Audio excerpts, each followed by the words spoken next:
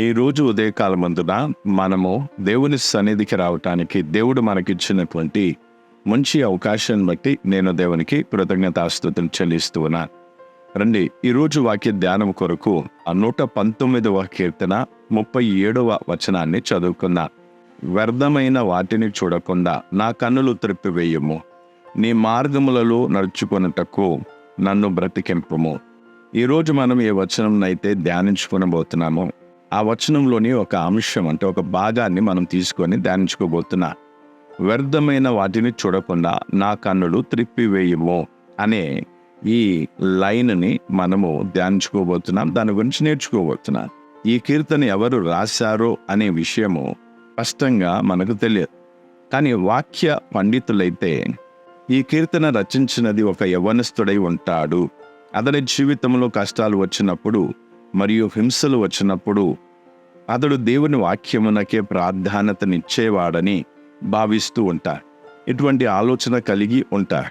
అతడు జీవితంలో వాక్యానికే మొదటి ప్రాధాన్యతను ఇచ్చిన కారణంగా అతనిపై అధికారులలో నుండి కొంతమంది ద్వారా కొన్ని సమస్యలను అతడు ఎదుర్కోవలసి వచ్చిందని కూడా మనం అర్థం చేసుకోవచ్చు. ఇక్కడ మనం చూసినట్లయితే అతడు తన హృదయంతరంగంలో నుండి ప్రార్థనను చేశాడని, అతడు తన లోపల జరుగుచున్న పోరాటాన్ని అర్థం చేసుకున్నాడని, దేవునికి ఇష్టమైన జీవితాన్ని జీవించాలని కోరుకుంటున్నాడని ఇటువంటి విషయాలను మనం చూడవచ్చు లేదా అర్థం చేసుకోవచ్చు.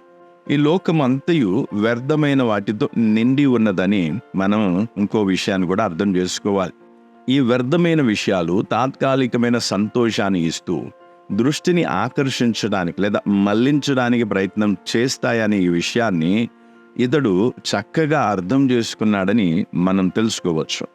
అందుకే అతడు హృదయాంతరంగము నుండి చేసే ప్రార్థన ఏదంటే, ఓ ప్రభువా, వ్యర్థమైన వాటిని చూడకుండా నా కన్నులు త్రిప్పివేయము అని ప్రార్థిస్తూ ఉన్నాడు. ఈ కీర్తనను రాసిన ఈ వ్యక్తి బహుశా ఇప్పటి వరకు పాపం చేసి ఉండకపోవచ్చు. కానీ ఒకవేళ ఈ వ్యర్థమైన వాటిని అతడు చూస్తూ ఉన్నట్లయితే అతడు దేవుని వాక్యం నుండి దూరం కావడానికి శత్రువు అతని కోసం ఒక ఉచ్చు వేస్తాడు అనే విషయం కూడా అతడు గ్రహించాడు. అందుకే సహవాసంలో ఉన్న ఆనందాన్ని అనుభవించాలనే ఉద్దేశంతోనే అతడు దేవుని మార్గంలో నడవాలని కోరుకుంటూ ఉన్నాడు. కాబట్టి ఇతడు చేసే ఈ హృదయపూర్వకమైన ప్రార్థన ఏ విధంగా ఉన్నదో, అది ఎంత విలువైనదో మనం ఇక్కడ చూడొచ్చు. రండి, మన జీవితాల్లో కూడా క్రైస్తవ జీవితానికి సంబంధించిన ఆ గంభీరత్వం ఉందా లేదా అనే విషయాన్ని పరిశీలించుకున్నాం. పాత నిబంధనలోని పరిశుద్ధుల కంటే ఎక్కువగా దేవుని ప్రేమను సిలువలో మనం రుచి చూసాం. అలాగే మనము నీటిలో మునిగి బాప్టిజం తీసుకొని మన జీవితాలను, మన ఈ శరీరాలను ప్రభు చేతికి అప్పగించుకొని ఉన్నాము కదా. అయినను నా దృష్టి లోకంలోని వ్యర్థమైన వాటిపై మల్లుతుందా అని మనం చూసుకోవలసిన బాధ్యత మనకుంది. అంతేకాకుండా ఈ లోకంలోని వ్యర్థమైన వాటిపై దృష్టి పెట్టి ఇది చిన్న విషయమే కదా అని మనం అనుకోవచ్చు. అయితే మనం గుర్తుంచుకోవాల్సిన విషయం ఏమిటంటే, మొదటి మానవుడు కూడా ఏదేను తోటలో ఈ నేత్రాశను బట్టి చిక్కుకొని పాపంలో పడిపోయాడనే విషయాన్ని మనం మాటి మాటికి జ్ఞాపకమునకు తెచ్చుకోవాలి.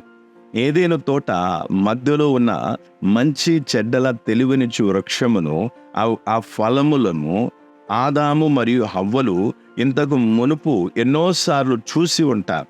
కానీ శత్రువు వేసిన బాణం హవ్వ లోపలికి చొచ్చినప్పుడు చెట్టు యొక్క ఫలాలు ఆకర్షణీయముగాను అందమైనవిగాను కనిపించడం ప్రారంభమయ్యాయి. ఆ ఆకర్షణయే వారిని క్రమం పాపం వైపు ఈడ్చుకెళ్ళింది. ఈ విధముగా వారు దేవుని ఆజ్ఞను ఉల్లంఘించారు. దేవుడు తన ప్రజలైన ఇశ్రాయేలీయులకు తన ధర్మశాస్త్రమునిచ్చినప్పుడు రాజుతో ఈ లోకపు బంగారం, వెండి నిన్ను ఆకర్షించకూడదని, ఈ లోకపు ధన సంపదకు దూరంగా ఉండాలని ఎంతో స్పష్టంగా దేవుడు చెప్పి ఉన్నాడు. ఈ విధముగా నీవు లేకపోతే ఈ లోకం యొక్క ఆకర్షణ మీకు తర్వాత ఉచ్చుగాను ఊరిగాను మారుతుంది అని కూడా దేవుడు హెచ్చరించాడు.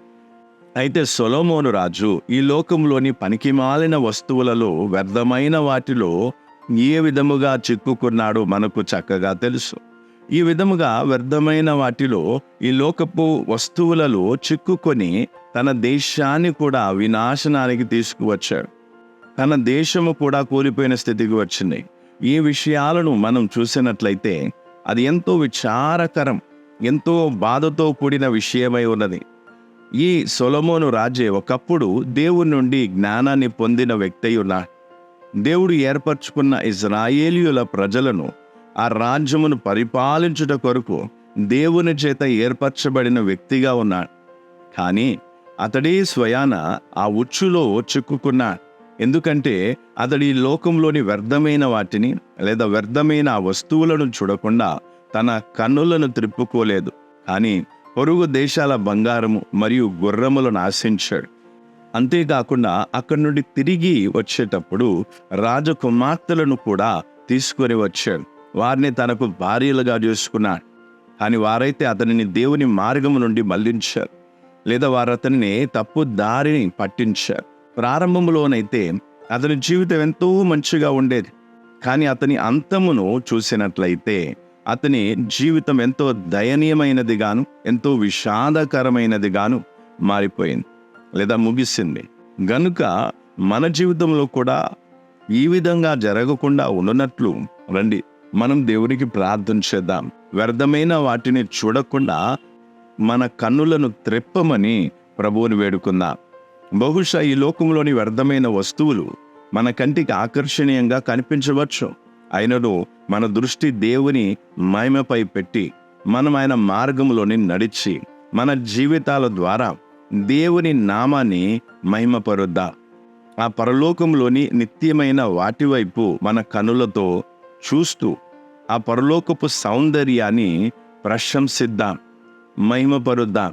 అయితే ఈ లోకమైతే తాత్కాలికమైన ఆనందాన్ని ఇస్తుంది, కానీ అది నిత్య నాశనమునకు నడిపిస్తుంది. గనక మనం మన క్రైస్తవ జీవితంలో జాగ్రత్తగా ముందుకు సాగటానికి దేవుడు మనలో ప్రతి ఒక్కరికి సహాయం చేయునుగాక. రండి మనం ప్రార్థన చేసుకుందాం. కృపా కనికరము గల మా తండ్రి, ఈ సమయం కొరకై, ఈ వాక్యం కొరకై మేము నీకు కృతజ్ఞతాస్తుతులు చెల్లిస్తూ ఉన్నాం. ప్రభువా, నీ రాకడ అతి సమీపములో ఉంటుండగా ఈ లోకం మమ్మల్ని తన వైపు ఆకర్షించడానికి, తన వైపు ఈడ్చుకోవడానికి ప్రయత్నిస్తుండగా మేము బహు జాగ్రత్తగా ఉండటానికి మా అందరికీ సహాయం చేయమని బతిమాలుకొనుచున్నా. తండ్రి, ఈ లోకపు ఆకర్షణలు మాకు ఉచ్చుగా మారకుండా ఉండనివ్వమని ప్రార్థిస్తున్నాం. ప్రభువా, భయభక్తులు కలిగి జీవితాన్ని జీవించుటకు మాకు సహాయం చేయమని అడుగుచున్నాం. నీ దీవెనలు మా ప్రతి ఒక్కరి జీవితంలో నిలిచి ఉండునుగాక. యేసుక్రీస్తు మధురమైన నామములో అడుగుచున్నాము తండ్రి, ఆమేన్. మన ప్రభువు త్వరలో రానే ఉన్నాడు గనుక ఈ లోకంలోని వ్యర్థమైన వస్తువులు మనల్ని ఆకర్షించకుండా మనం మన జీవితంలో జాగ్రత్తగా ఉంటూ మన పరుగును కడముట్టించుకుందాం. దేవుని ఆశీర్వాదం మనందరి జీవితాలలో నిలిచి ఉండునుగాక. మరణాత.